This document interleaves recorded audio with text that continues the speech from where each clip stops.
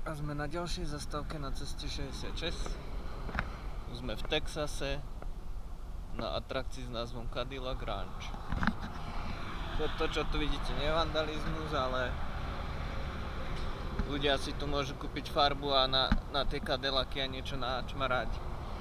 A zrejme zvyšok farby využijú aj na cestu. Je tu 1, 2, 3, 4, 5, 6, 7, 8, 9, 10 Cadillacov.